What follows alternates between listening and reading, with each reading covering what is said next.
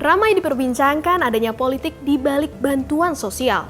Usai Menteri Perdagangan Zulkifli Hasan memberikan bantuan sosial dan menyatakan kepada masyarakat untuk berterima kasih kepada Presiden Joko Widodo. Namun dari mana sebenarnya sumber dana bantuan sosial dan siapa yang seharusnya memberikannya? Saya baru baca kan, saya ikut mendanai program pemerintah ini kan. Bansos adalah program pemerintah yang kita danai. Kok diklaim? Bansos yang harusnya memberikan harapan inilah yang kemudian dimanipulasi. Saya berdebat dengan seorang teman yang mengatakan, loh tapi tahun lalu dan Pak Jokowi memang biasa kan menyalurkan bansos langsung. Oke, kalaupun itu dianggap biasa, tapi ini tahun politik. Orang kan ngerti bahwa sesuatu yang biasa dalam konteks A itu bisa menjadi luar biasa dalam konteks minus A.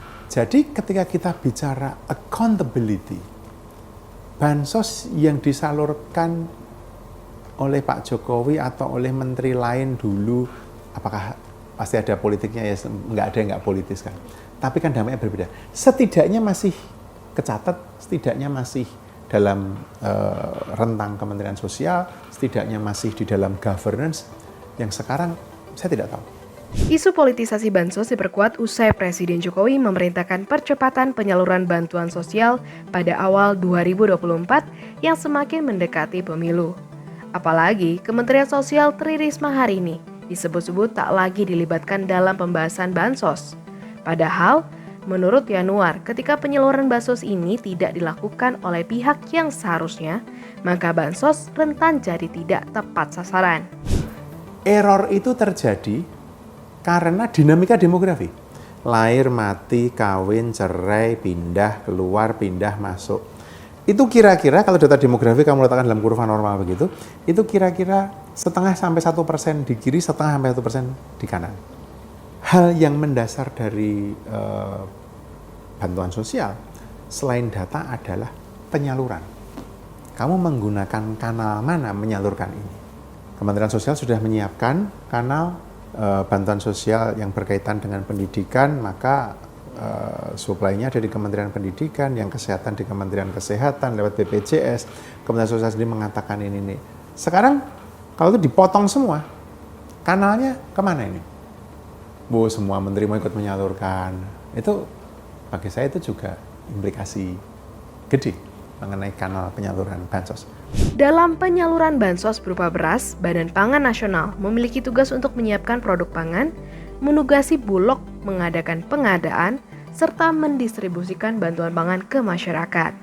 Nah, bantuan pangan berupa beras diberikan kepada keluarga penerima manfaat masing-masing 10 kg di tiap bulannya, dan sudah diterima sejak September 2023 dan diperpanjang hingga Juni 2024. Bukan hanya bantuan pangan beras, Senin 29 Januari 2024, Menteri Koordinator Perekonomian Airlangga Hartarto mengumumkan program bantuan langsung tunai mitigasi risiko pangan senilai Rp200.000 per bulan selama Januari hingga Maret 2024 kepada 18,8 juta keluarga penerima manfaat. Bantuan itu akan disalurkan sekaligus pada awal Februari 2024 sebesar Rp600.000 per KPM. Jika bansos ini resmi program pemerintah, bagaimana penyaluran bansos ini rentan dipolitisasi? Dulu penyaluran bansos itu jarang sekali dilakukan secara langsung. Sekarang kan dilakukan secara langsung.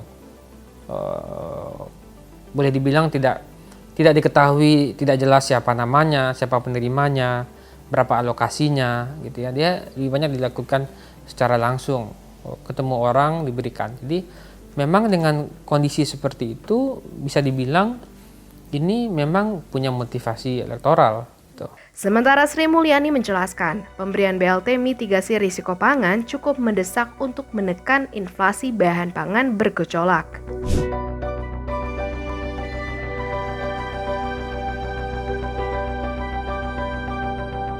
Bansos yang masuk ke dalam APBN seharusnya dikembalikan ke tujuan atau marwah awalnya, yaitu untuk membantu masyarakat.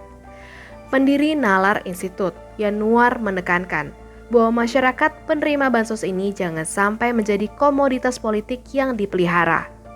Sekarang kalau kita bicara masalah Pilpres 2024, ini sebenarnya kalau kita lihat nggak ada incumbent, tetapi ada paslon yang diidentikan atau mengidentikan diri dengan pemerintah yang berkuasa sekarang ini karena kedekatan keluarga atau apapun, yang kemudian mengasosiasikan program pemerintah ini akan dilanjutkan.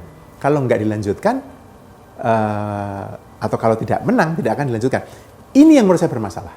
Ini political move. Ini bukan genuine attempt dari negara untuk menangani persoalan kemiskinan, tapi ini political move. Jadi, bagaimana menurutmu? Apakah seharusnya bansos dibagikan secara tidak langsung sehingga tidak ditunggangi oleh kepentingan-kepentingan politik lain? Taruh pendapatmu di kolom komentar di bawah dan jangan lupa saksikan Ada Apa Hari Ini hanya di YouTube Tempo.co.